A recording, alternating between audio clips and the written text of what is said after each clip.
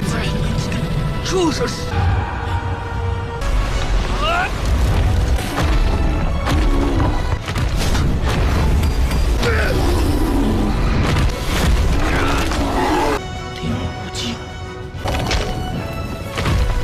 Yo, donghua baru nih. Mimin hari ini akan merekap sebuah donghua yang baru aja rilis dengan judul Martial God Asura. Sinopsis singkat dari donghua ini sendiri menceritakan seorang anak lemah bermarga Chu yang datang ke sebuah sekte bernama Qinglong untuk mengikuti ujian masuk ke dalam sekte tersebut. Siapa yang menyangka saat di perjalanan menuju ke sekte, anak lemah tersebut mendapatkan sebuah kekuatan misterius yang entah berasal dari mana. Sebenarnya pihak studio sedikit ngejelasin tentang asal-usul kekuatan misterius itu ya. Tapi Mimin sampai sekarang juga masih belum paham, dan kalau dijelasin malahan jadi spoiler berlebihan buat kalian ya. Daripada bingung-bingung, mendingan kita masuk ke cerita dari awal aja ya, biar kalian dan Mimin sendiri juga bisa paham. Oke, Markilai, mari kita mulai.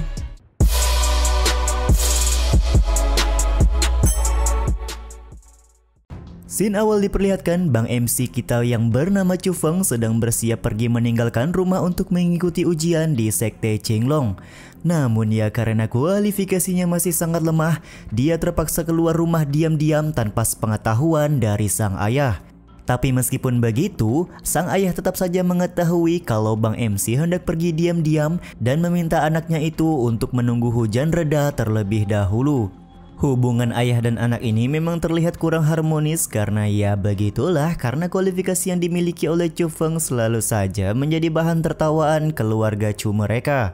白天不跟族内兄弟一起，非等到这会儿下大雨才开溜，跟你老子打个招呼总不为过吧？底子差，修为弱，这次考核堂不如意就。 Siapa yang menyangka ternyata ayah Chu Feng tidak melarang anaknya untuk pergi, serta mengambilkan seekor kuda untuk digunakan oleh Chu Feng pergi ke sekte Qinglong. Tidak lupa sang ayah juga memberikan nasihat di mana meskipun sekte Qinglong ini adalah sekte kelas kedua, namun tetap saja dengan kualifikasi yang rendah yang dimiliki oleh Chu Feng, dia merasa akan sangat sulit untuk anaknya itu lulus ujian. Dia meminta Chu Feng untuk pulang saja jika nanti gagal dalam ujian dan berencana akan meminta kakek Chu Feng untuk mencarikannya sebuah pekerjaan di sebuah kota. 次考核堂不如意，就好歹给你谋个差事。绝不回来见你。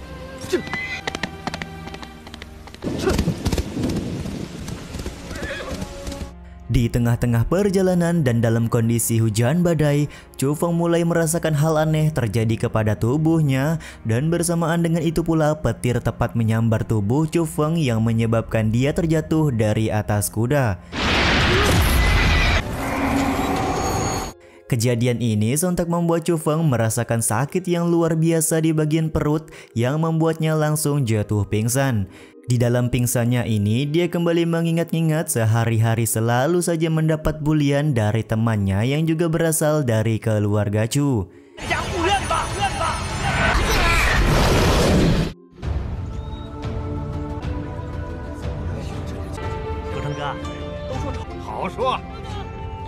Singkat cerita, di depan gerbang sekte Qinglong ada seorang pria bernama Chu Cheng dari keluarga Chu yang sedang bertugas di bagian pendaftaran.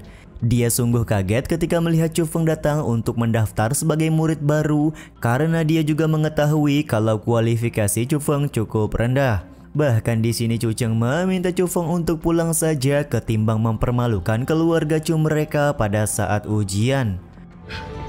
楚风，你不想让我来的话，别想来青龙宗修我。你在这儿应该只是负责签到。 Chu Feng sendiri berkata sebaiknya saat ini Chu Cheng menjalankan tugas saja sebagai bagian pendaftaran ketimbang mengurusi kualifikasinya yang cukup rendah. Perkataan ini tentunya membuat Chu Cheng kesal dan tidak akan mendaftarkan Chu Feng sebagai murid yang akan mengikuti ujian. Sontak momen ini membuat Chu Feng marah dan tidak terima diperlakukan seperti ini. Namun ya karena Chu Cheng lebih kuat, dengan sangat mudah dia berhasil menjatuhkan Chu Feng di hadapan orang-orang. 我要是不给你签到呢？青龙宗不是你撒野的地。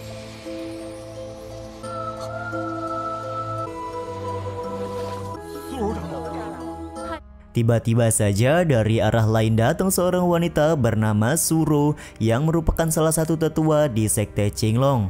Suro meminta Cu Cheng untuk tidak bertindak sesuka hati kepada setiap orang yang ingin mendaftarkan diri di sekte Qinglong. Meskipun Cu Cheng sudah menjelaskan kalau Cu Feng adalah salah seorang sampah di keluarga Cu mereka, tetap saja tetua Suro ini meminta Cu Cheng untuk tidak banyak omong lagi persoalan siapa yang akan mendaftar menjadi murid baru.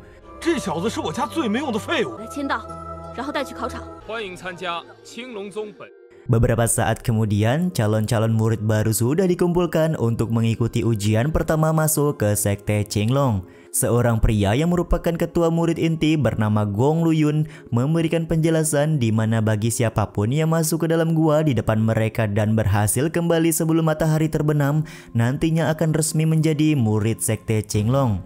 Sebagai bahan pertimbangan dan untuk menambah motivasi, para tetua sudah sepakat akan menyediakan sebuah hadiah di dalam gua untuk para calon murid yang berhasil menemukan hadiah tersebut. 诸位只要从此门而入，便可入我青龙宗。为激励各位拿出真考生，可得赏物直接晋级为核心弟子。开始。 Ujian pun pada akhirnya dimulai dengan para murid yang mulai masuk ke dalam gua di hadapan mereka. Setelah para murid masuk, tetua gendut memuji sekaligus memberi selamat kepada Gong Luyun karena dia sudah berhasil menerobos ke ranah awal Xuanwu. Dia juga memprediksi sepertinya masa depan kota tempat Gong Luyun tinggal akan lebih baik ketika Gong Luyun sudah menerobos ke ranah yang lebih tinggi. Sementara itu di dalam gua, para calon murid mulai menyalahkan satu sama lain karena mereka tidak bisa menemukan jalan keluar dan hanya berputar-putar saja. Di satu sisi, Cu Feng terlihat memisahkan diri dari rombongan serta mencari jalan keluar sendirian. Di saat itu pula dia mendapatkan bisikan-bisikan seorang wanita di dalam kepalanya yang meminta Cu Feng untuk mengambil jalan sesuai apa yang dia perintahkan.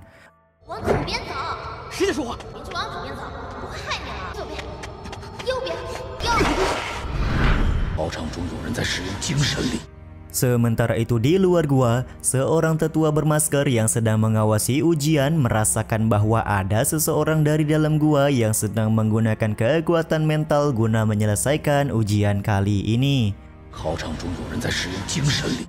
Kembali lagi ke Cu Feng dengan petunjuk dari wanita yang berbisik di telinganya, dia berhasil sampai ke dalam sebuah tempat di mana hadiah harta dari para tetua disembunyikan. Namun siapa yang menyangka bahwa kesialan akan menimpa Cu Feng ketika dia mengambil hadiah tersebut, muncul gerombolan kera batu raksasa yang merasa terganggu dengan kedatangan Cu Feng.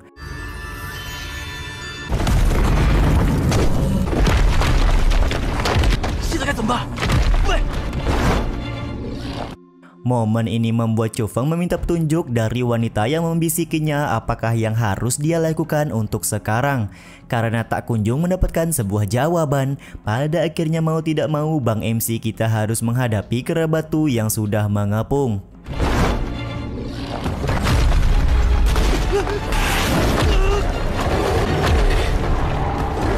Sementara itu dari arah luar, para tetua sudah merasakan kemunculan kera batu yang sedang mengepung Cu Feng. Tetua gendut juga berkata dalam ujian masuk tahun lalu 30 kera batu ini juga muncul dan menjegal beberapa murid dalam ujian. Ditakutkan pada hari ini para murid tidak akan bisa lulus karena hadangan kera batu tersebut. 3年前你参加考核的是干脆停招一届得了。 Kembali lagi ke Cu Feng, terlihat Bang MC kita berada dalam situasi terpojok di mana Raja Kera Batu berhasil menjatuhkan serta memukulinya secara bertubi-tubi. Pukulan-pukulan kera batu ini juga mengingatkan Cu Feng kepada pukulan anak-anak dari keluarga Cu yang selalu saja membulinya. Ingatan tentang pembulian tersebut dan ingatan tentang nasihat sang ayah membuat tekad Cu Feng menjadi kuat dan mengeluarkan kekuatan misterius yang ada di dalam tubuhnya. Aku Cu Feng putra Cu Yuan dari kota Kaosan tidak akan pernah membiarkan tangan kotormu untuk menyakitiku, ucap Cu Feng sembari melakukan serangan kepada Raja Kera Batu.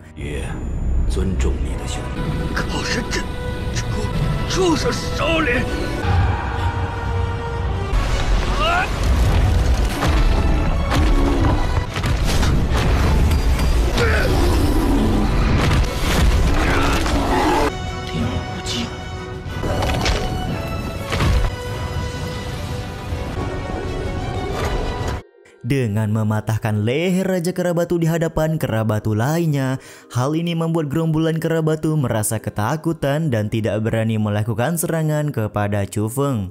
Tak lama kemudian datang 3 orang murid dan salah satunya adalah anggota keluarga Chu yang tidak percaya bahwa Chu Feng akan mampu untuk mengalahkan Raja Kera Batu.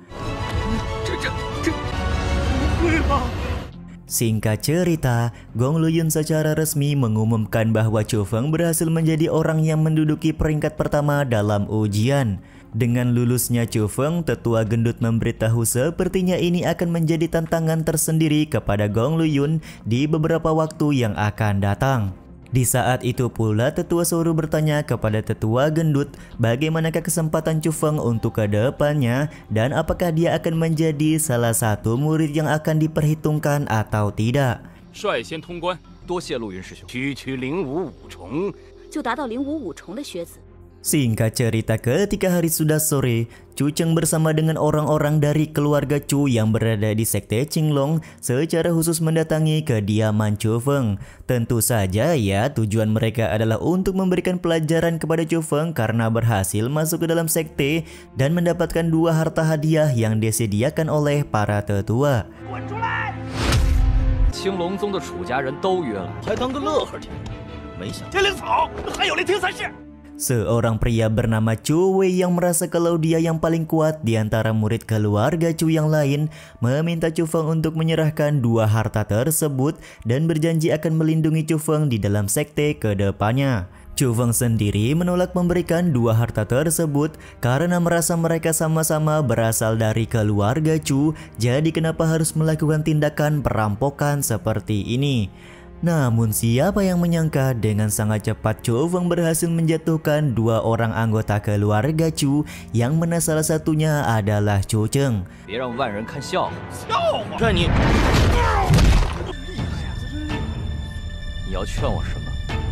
Melihat kejadian ini, para anggota keluarga Chu langsung sadar bahwa saat ini Chu Feng sudah mencapai ranah Lingwu Wuzong.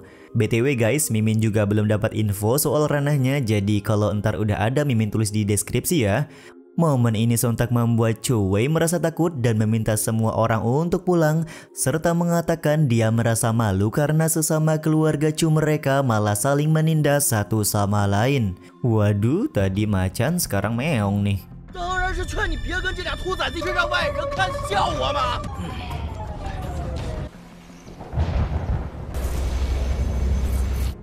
Setelah semua orang pergi, Chu Feng kembali melanjutkan kultivasinya untuk mengetahui kekuatan apa yang sebenarnya ada di dalam tubuhnya.